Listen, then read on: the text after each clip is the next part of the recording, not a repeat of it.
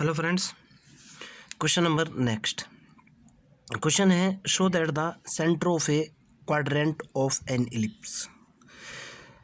जो इलिप्स है उसका जो चतुर्थांश उसका जो चौथाई पार्ट है उसका जो सेंटर है, the principal axis in its plane.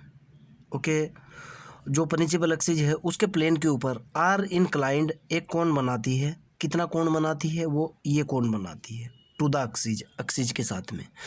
Question ये है मेरा, सीधा सीधा ये कहना चाह रहा है कि हमारे पास जो है ना, जो एक मेरे पास जो इलिप्स है, इलिप्स का जो क्वाड्रेंट पार्ट है, ओके, और उसके प्लेन के ऊपर जो है ना क्या क्या है, जो प्रिंसिपल एक्सिस है वो ये कोण बनाती है फ्रॉम सेंटर।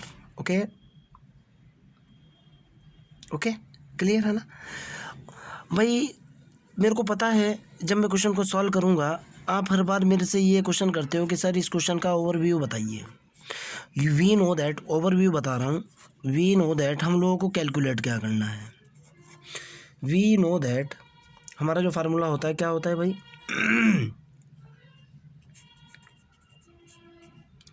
फार्मूला ये होता है tan 2 theta is equal to 2f upon 2f upon b minus के।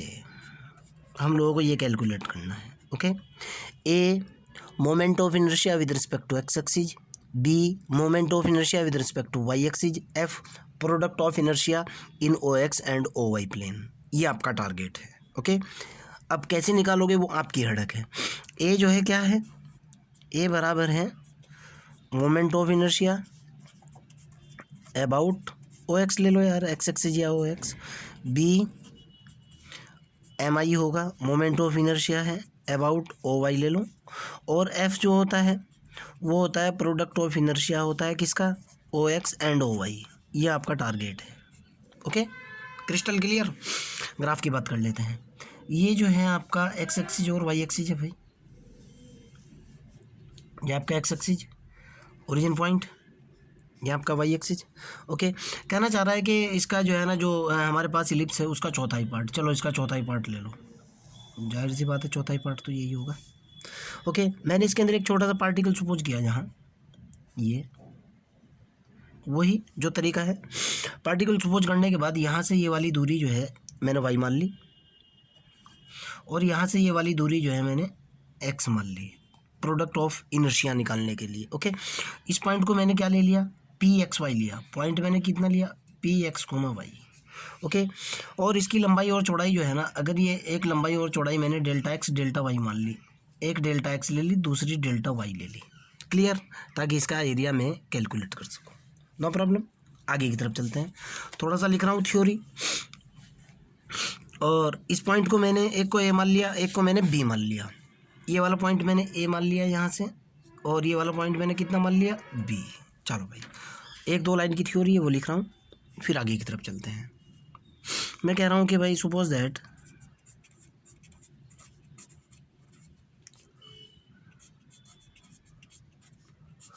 ओ ए बी आपका क्वाड्रेंट है। O A B is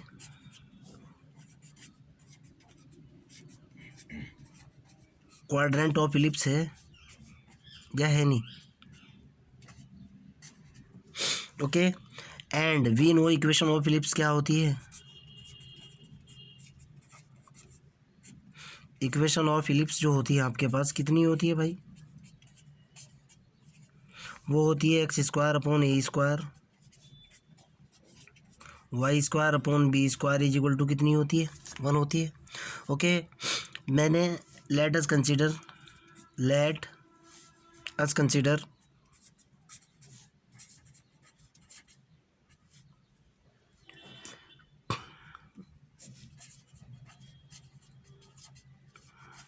elementary area consider किया मोमेंट ऑफ इनर्शिया निकालने के लिए।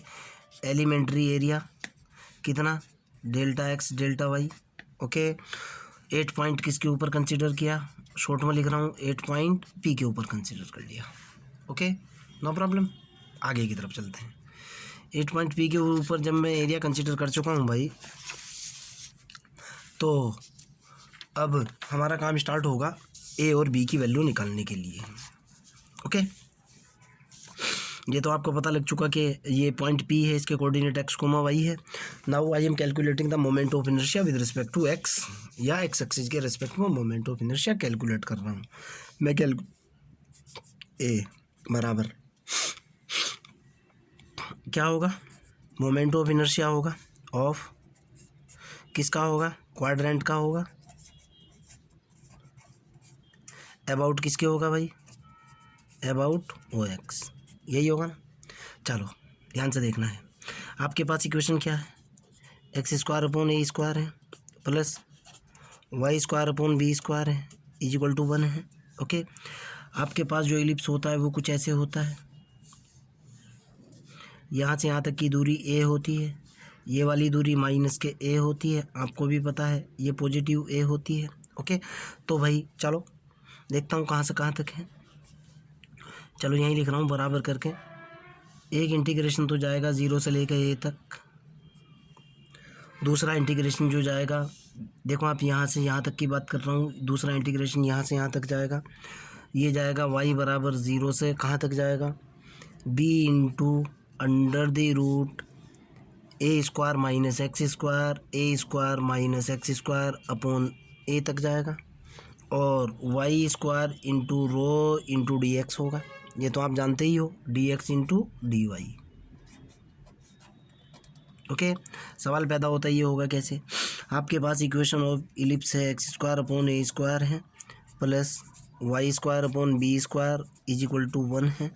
यहाँ से इसकी वैल्यू कैलकुलेट करो, ये हुआ बेटा y² upon B² is equal to 1 minus x² upon A²।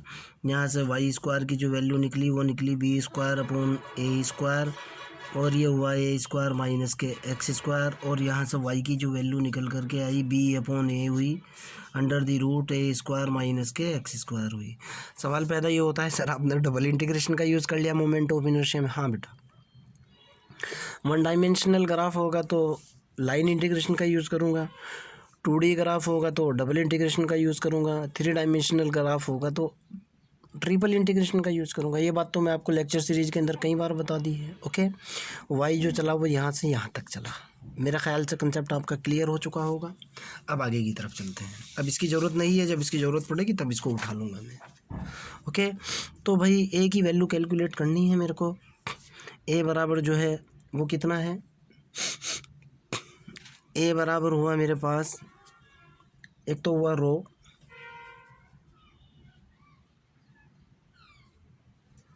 एक तो रो बाहर आ चुका।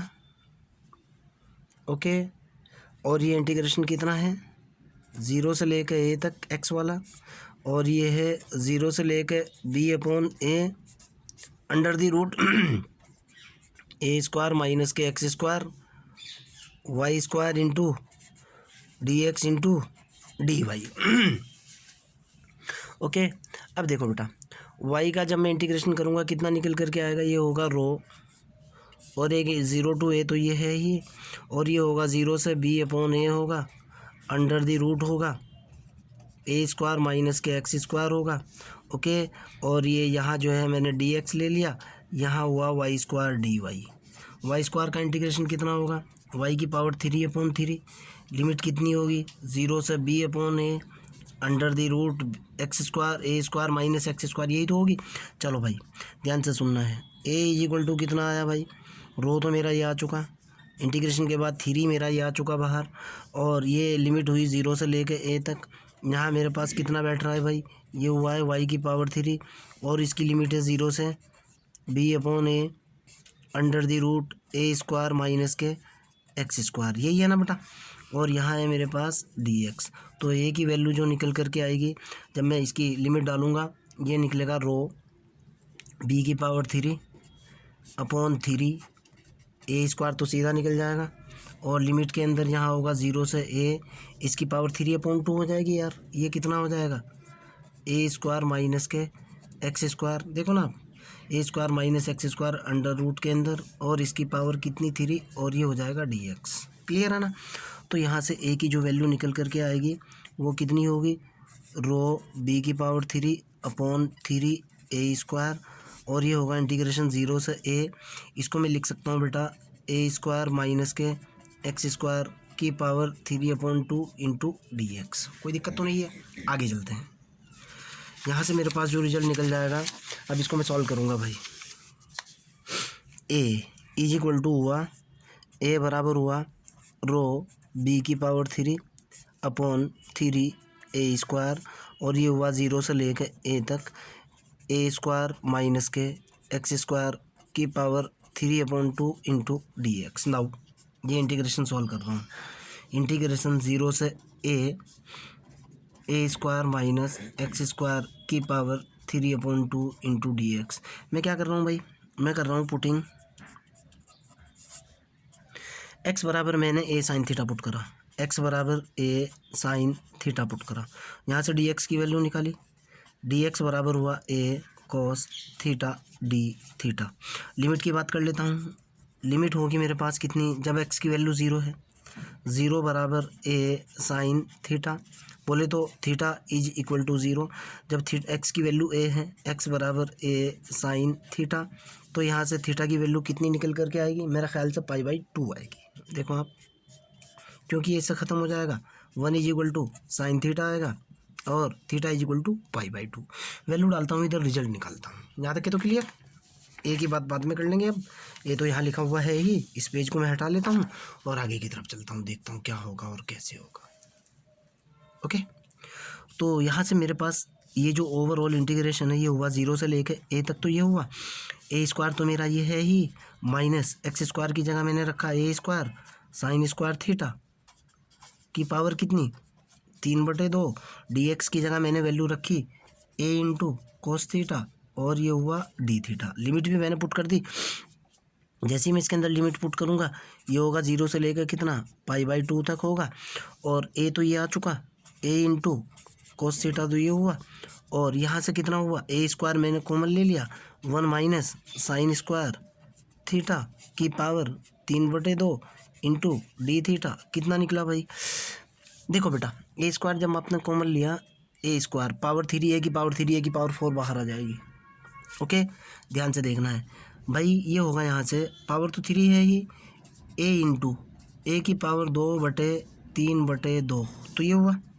ओके, और ये हुआ कोस थीटा, और ये हुआ कितना आपके पास 1 minus sine square theta cos square theta की पावर 3/2, और ये हुआ डी थीटा। इससे ये कैंसिल, इससे ये कैंसिल, तो कितनी निकली पावर।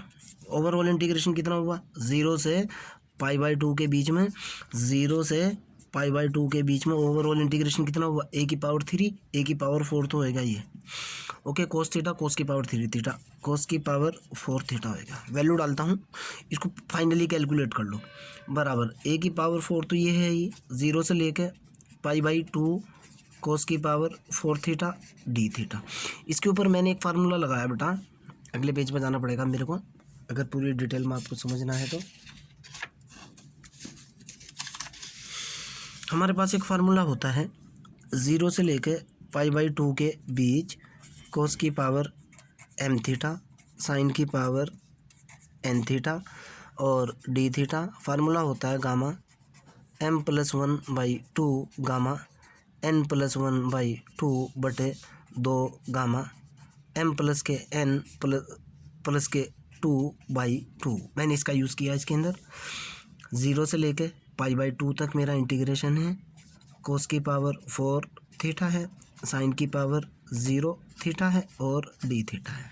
ओके, वैल्यू निकालता हूँ, बाद में वैल्यू डाल लूँगा, इतना लंबा चौड़ा इशू नहीं है। तो कितना निकल गया मेरे पास, ये निकला गामा 4 + 1/2 इस फार्मूले से, गामा 0 + 1/2 गामा 4 + 0 + 2/2। ऊपर वाला कितना निकल गया, गामा 5/2 निकला, गामा 1/2 निकला बटे 2 गामा 3। जब मैं इसको सॉल्व करूँगा बेटा, यहाँ से देखो आप, गामा 3 की वैल्यू ये हो जाएगा मेरे पास 5/2, ये तो निकला 3/2 गुणा 1/2 गामा 1/2। आप इस चीज़ को जानते हो, गामा 1/2 बटे 2 गुणा गामा 3 की वैल्यू फैक्टोरियल 2। ओके, गामा 1/2 कितना होता है, √π होता है। ओके, ऊपर देखो आप, ऊपर तो निकलेगा मेरे पास कितना, ध्यान से देखना है आपको,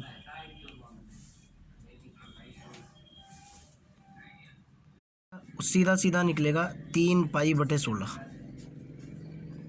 सीधा सीधा देखो √π/3π/16। अब वैल्यू डालता हूँ और रिजल्ट निकालता हूँ फाइनली सारे की।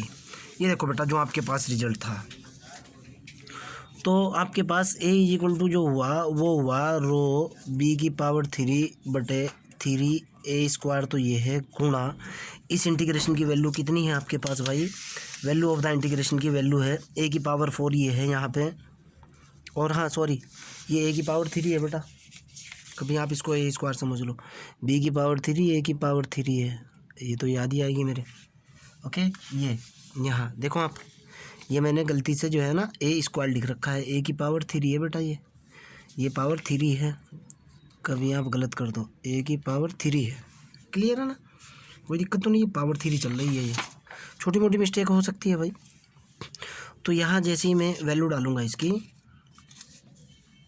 ये वाली वैल्यू, ये a⁴ कितनी है 3, और यहाँ मेरे पास a⁴ कितना आया है, ये a⁴ कितना आ रहा है, a⁴ आ रहा है, गुणा इस ओवरऑल इंटीग्रेशन की वैल्यू कितनी आ रही है मेरे पास, देखो आप, ये इंटीग्रेशन की ओवरऑल वैल्यू कितनी आ रही है 3π/16, देखो ना आप, मैंने पूरी कैलकुलेट कर दी है ना।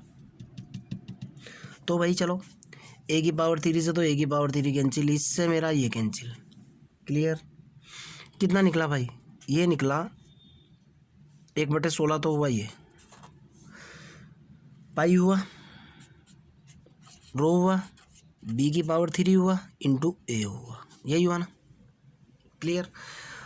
इलिप्स के लिए जो है, इलिप्स के लिए m बराबर होता है, क्या होता है भाई, वो होता है, देख ध्यान से सुनना, आपका ये इतना सा क्वाड्रेंट है, इलिप्स के लिए जो होता है भाई मास, वो होता है area into rho. Okay, ellipse का जो एरिया होता है वो होता है π/ab, भाई ये तो इतना सा एरिया है ना, क्वाड्रेंट की बात कर रहा है ना क्वेश्चन के अंदर, तो ये कितना हो जाएगा π/ab/4।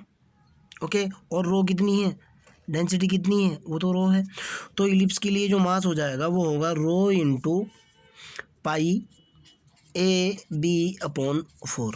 इसको m में कन्वर्ट करो आप, a की वैल्यू कितनी निकल करके आएगी, a बराबर होगा 1/4 गुणा 1/4 into rho π/ab into b², देखो आप इंटू b², ये टोटल वैल्यू कितनी हो चुकी, m की हो चुकी ना, तो a बराबर हुआ 1/4 mb², नो प्रॉब्लम, क्लियर, कोई दिक्कत तो नहीं है, समझ आ चुकी। ओके, अब मैं डायरेक्ट सममिति लगाऊंगा और दूसरी वैल्यू निकाल लूँगा, जो मेरा क्वेश्चन है, अब मैं b की वैल्यू निकालूंगा। चलो भाई, यहाँ से जो मेरे पास निकला है अभी, यहाँ से जो a बराबर निकल करके आया है, a बराबर निकला है मेरे पास 1/4 mb², ये देखो आप b निकल गया ना, moment of inertia about x axis. मैं कह रहा हूँ भाई सिमेट्री या सिमिलरली, भाई सिमेट्री लगा रहा हूँ,